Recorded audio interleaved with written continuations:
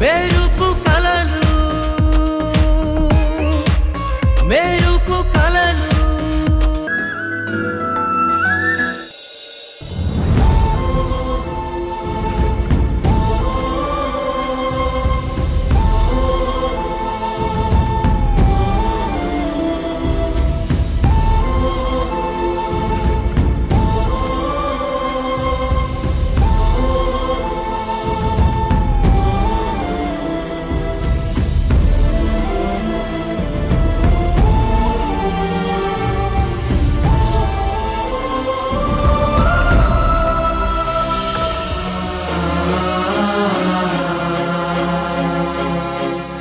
అమ్మా, ఇప్పుడే సీనికి ఫోన్ చేసి కనుక్కున్నానమ్మా.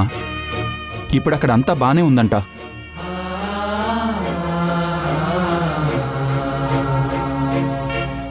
సంగీత విషయంలో నువ్వు చక్రిగాడిని నమ్మటం వల్లే ఈరోజు నా బిడ్డ సంగీత జీవితం నాశనమైంది. నీ వల్లనే వాళ్ళిద్దరూ పెళ్లి చేసుకున్నారు.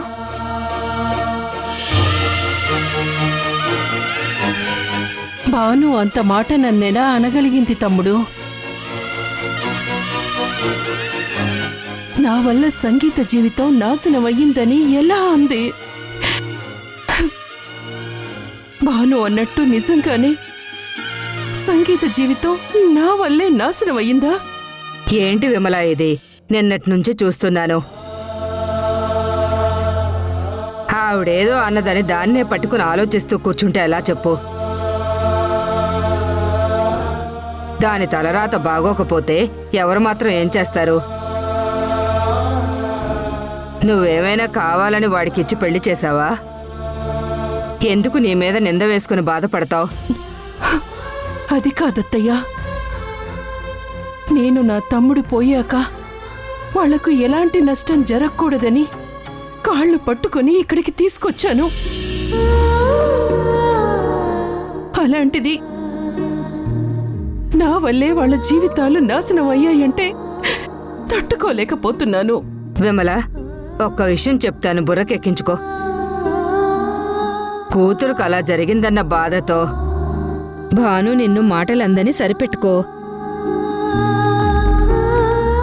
లేదంటే ఇప్పుడు నీకున్న బాధ ద్వేషంగా మారే అవకాశం ఉంది.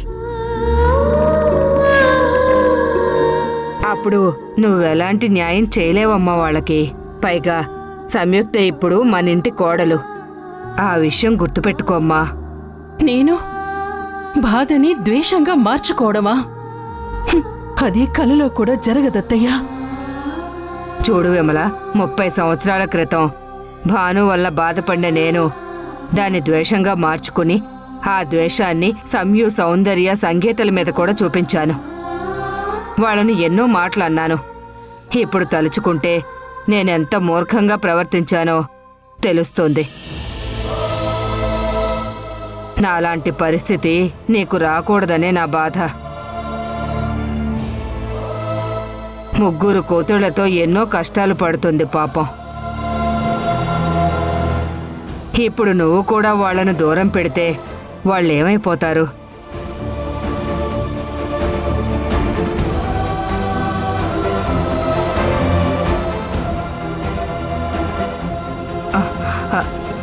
ఏమైంది? ఇద్దరూ అలా చూస్తున్నారు. మీరు ఎంతలా మారిపోయారత్తయ్యా.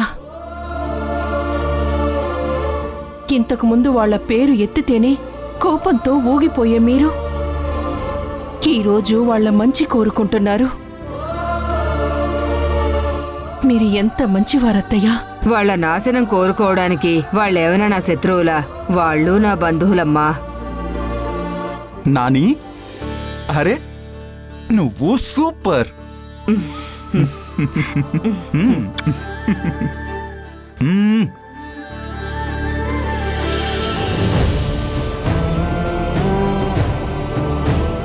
తమ్ముడు, భాను మమ్మల్ని ఎంత అసహించుకున్నా, మమ్మల్ని ఎంత దూరం పెట్టినా మేము మాత్రం వాళ్ళని వదలం. సంగీతకి గొంతు తెప్పించి సంయుని నా ఇంటి కోడలిగా రప్పించుకొని సౌందర్యకి పెళ్లి చేసి భాను మాతో పాటు ఉండేలా చేసేంత వరకు మేము వాళ్లతోనే ఉంటాం.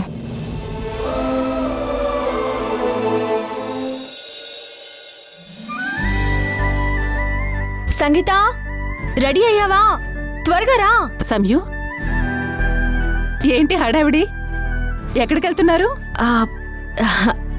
సంగీతని తీసుకుని గుడికెళ్తున్నానమ్మా. తను హాస్పిటల్లో ఉన్నప్పుడు గుడికి తీసుకెళ్తానని మొక్కుకున్నాను. తనకు కూడా కొంచెం చేంజ్ ఉంటుంది కదా అని తీసుకెళ్తున్నాను. సరే సరే, నేను వస్తాను, వెయిట్ చేయండి.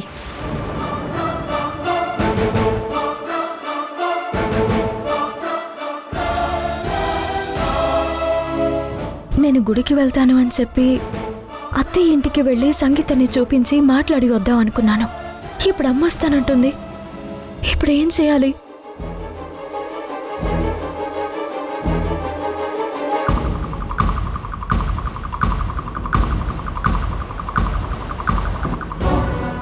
వెళ్దామా? పదండి.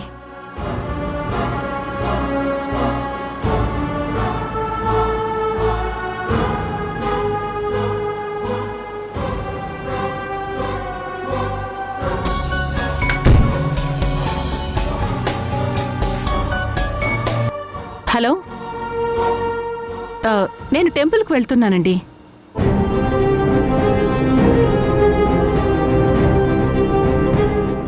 ఓ అవునా, సరే సరే. ఏంటమ్మా, ఏమైంది?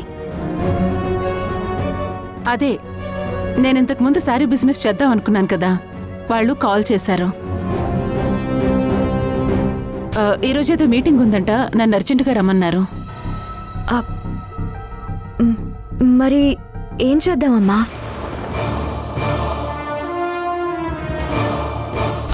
సరే సరే, మీరిద్దరు టెంపుల్కి వెళ్ళండి, ఇది ఇంపార్టెంట్ కదా, నేను మీటింగ్ అటెండ్ చేస్తాను.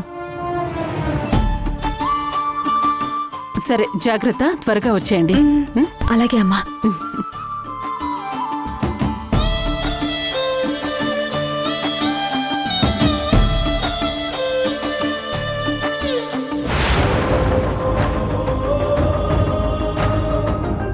అమ్మకి ఇలా అబద్ధాలు చెప్పి అత్తయ్య వాళ్ళ ఇంటికి వెళ్లాల్సి వస్తున్నందుకు బాధగానే ఉంది. కానీ నిన్న అమ్మ అన్న మాటలకు పాపం అత్తయ్య ఎంత బాధపడిందో.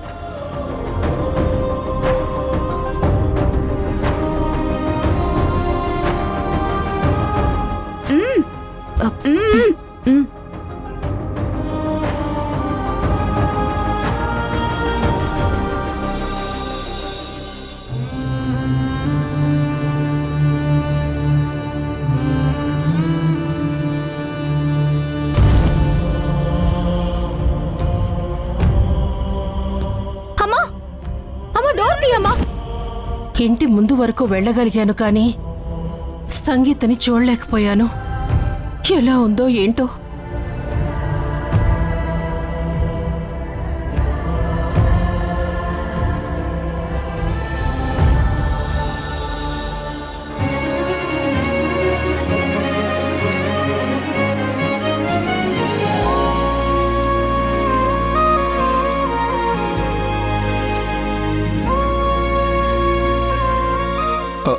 అమ్మా, అమ్మా,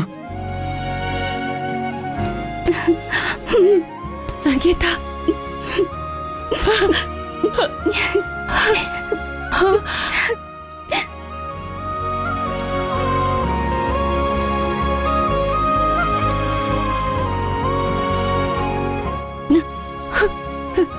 సంగీత, నువ్వు నిజంగానే సంగీత వచ్చింది అత్తయ్య.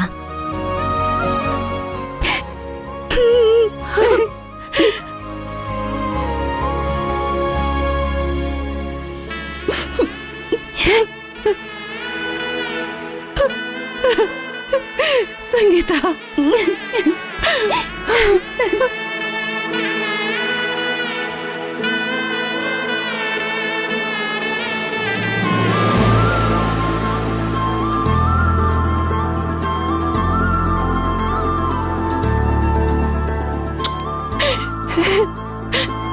ఎలా ఉన్నావమ్మా? ఎంత కష్టం వచ్చిందమ్మా నీకు.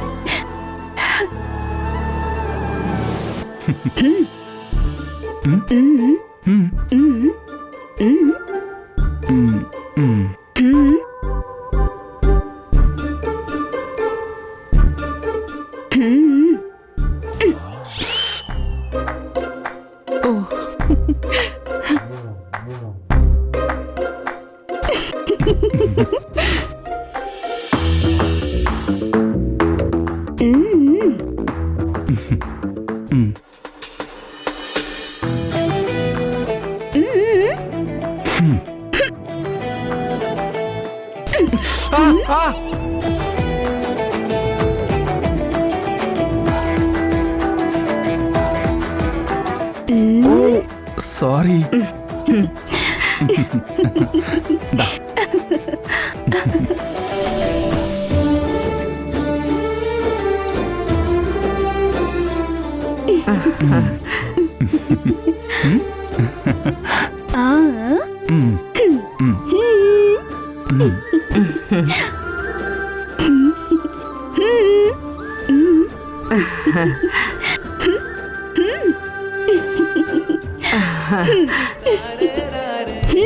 నేనా గుండ్రాయిలాగా ఉన్నానే.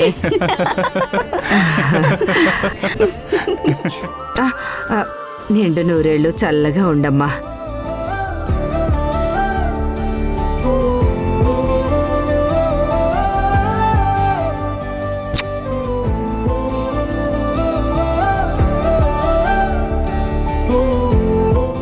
నువ్వక్కడ వాడితో అంత నరకం అనుభవిస్తున్నప్పుడు మేం గుర్తు రాలేదమ్మా? ఎందుకు నువ్వక్కడ అన్ని కష్టాలు పడ్డావు?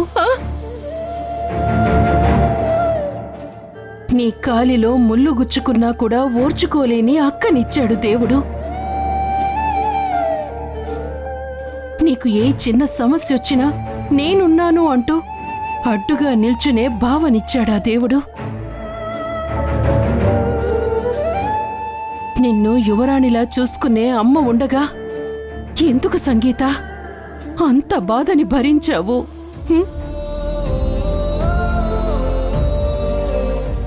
ఒక్కసారి ఈ ఇంటి గడప తొక్కుంటే నీకు ఇంత పెద్ద గండం తప్పేది కదా.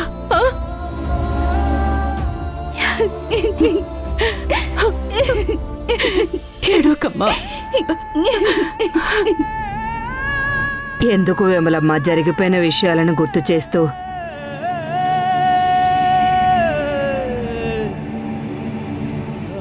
ఆ పసి హృదయాన్ని మరింత బాధ పెడతావు? ఇప్పుడేం జరిగిందని మన వాసు చెప్పినట్టు మంచి డాక్టర్కి చూపిస్తే నోటి మాట అదే వచ్చేస్తుంది. నోటి మాట ఏంటి, ఏకంగా పాటే పాడుతుంది.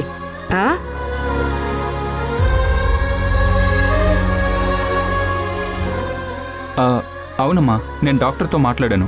కుదిరితే ఈ రోజు నేను తను ఇక్కడికి తీసుకొస్తాను. ఏం అవసరం లేదు. నేను ఒక డాక్టర్తో ఆల్రెడీ మాట్లాడాను. అదేంటమ్మా అలా అంటావు? ఎవరి హస్తవాసి ఎలాంటిదో ఈరోజు వాసు డాక్టర్ని తీసుకొస్తే ఆ డాక్టర్ ఏం చెప్తారో విని మనం ఒక నిర్ణయం తీసుకోవచ్చు కదా.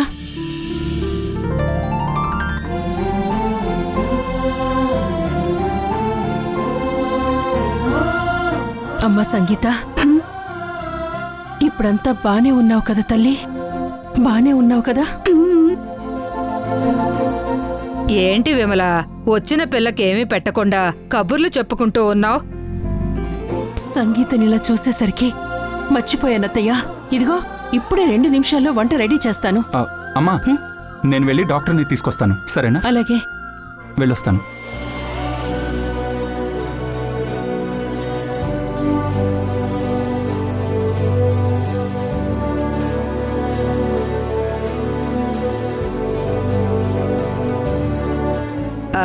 ఇంకేంటి పుడతా కబుర్లు, కూర్చో.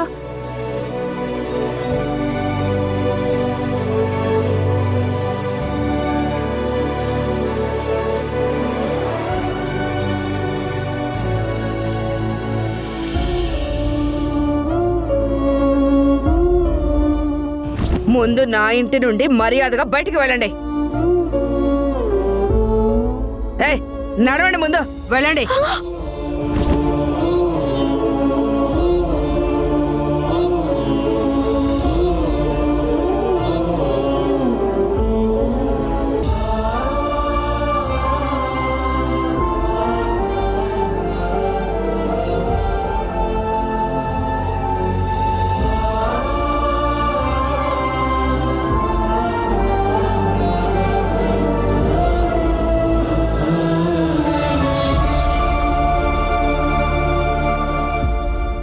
అత్తయ్య నన్ను క్షమించండి. నేను నిన్ను క్షమించడం ఏంటమ్మా? ఏమైంది? నిన్న అమ్మ మిమ్మల్ని అన్నని మాటలంటుంటే నేనొచ్చి అమ్మని ఆపలేకపోయాను. అమ్మ మాటలు మనసులో పెట్టుకుని బాధపడకండి అత్తయ్య. అమ్మని మీరు అర్థం చేసుకున్నంత గొప్పగా ఇంకెవ్వరూ అర్థం చేసుకోలేరు. నాకు భాను అన్న మాటలకు బాధ అనిపించలేదమ్మా. కానీ నిన్ను సంగీతను చూడలేకపోయానన్న బాధ ఇప్పటి వరకు ఉండిపోయింది. నువ్వు సంగీతం తీసుకొని రాగానే అది కూడా వెళ్ళిపోయింది. నాకు భాను ఆవేశం గురించి తెలుసు కదా. నేనేం బాధపడ్డం లేదు, వదిలే. సరే అత్తయ్య, మీరు బయట వెళ్ళి సంగీతతో కూర్చుని మాట్లాడండి, నేను వంట చేస్తాను. అయ్యో పర్వాలేదు సమ్యు, నేను చేస్తానమ్మా. లేదత్తయ్య, నాకివ్వండి, నేనున్నాను కదా, మీకెందుకు శ్రమ? నాకివ్వండి. మీరు వెళ్ళి సంగీత దగ్గర కూర్చుని మాట్లాడుతూ ఉండండి, నేను వంట చేస్తాను. అది కాదమ్మా. అత్తయ్య, నేను చెప్తున్నాను కదా, మీరు వెళ్ళండి, వెళ్ళండి. మీరు వెళ్ళండి అత్తయ్య, వెళ్ళండి. పర్లేదమ్మా, నేను చేస్తాను. మీరు రండి, రండి, వెళ్ళండి.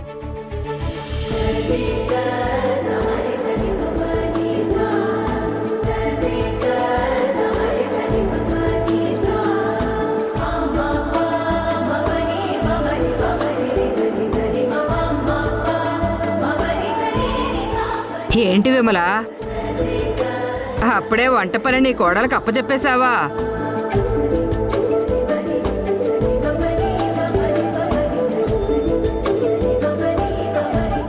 చూడవే,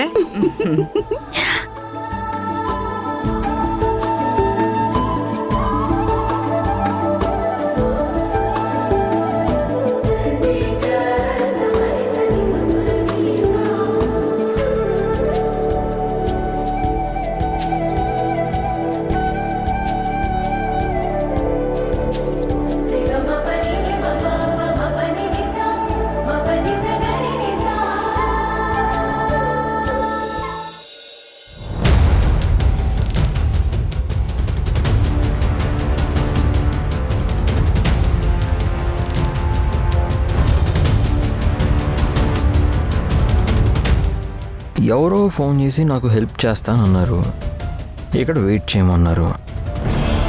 హెల్ప్ అంటే ఏం చేస్తారు? తాగడానికి ఫుల్ బాటిల్ ఇస్తారా లేదా 2 బాటిల్స్ ఇస్తారా?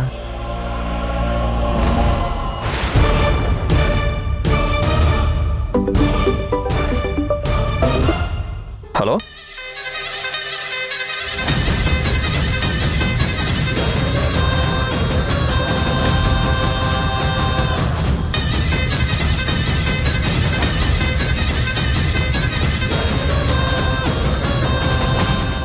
వస్తున్నానండి. నమస్తే అండి.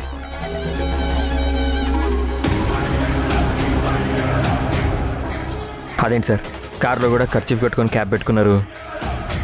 అసలు ఎవరు మీరు? మీరు ఆడనా మగనా?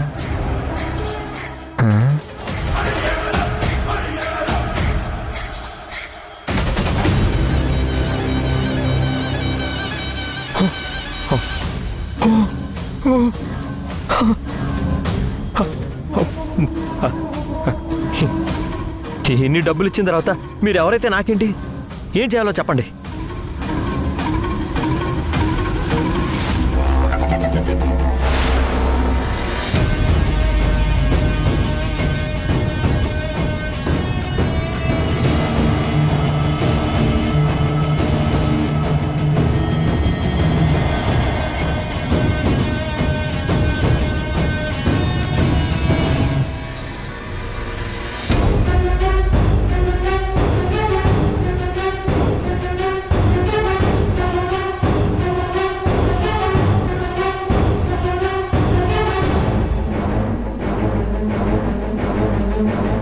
అత్తయ్య వంట రెడీ, రండి.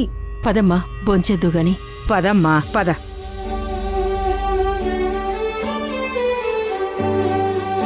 కూర్చోమ్మా, కూర్చో.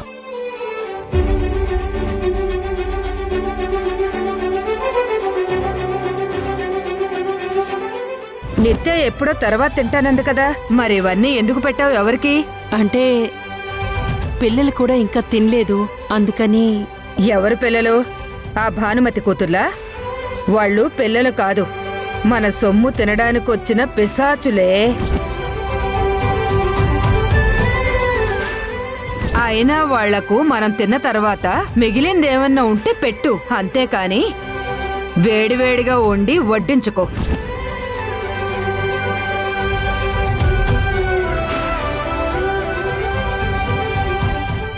విమలమ్మ, నువ్వు ఉండు, నేను వడ్డిస్తాను.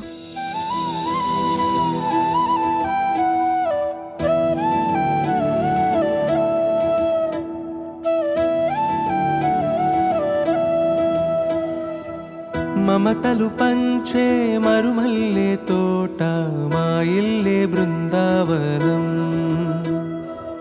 మనసులు నిత్యం వెదజల్లేనంట స్నేహాల పరిమళం. కొమ్మల్లో పూచే ఏం కావాలన్నా నన్నే అడుగు, నేనే వడ్డిస్తాను. నీలో ఉంది మా బంధమే. చూడండి, ఆ వసంత్ ఇటు నుంచి ఇంటికి వెళ్తాడు. వాడు కనిపించగానే వాడి మీద పడి ఏ కీలుకి ఆ కీలు విరిచేయండి. ఏ మాత్రం జాలి చూపించద్దు.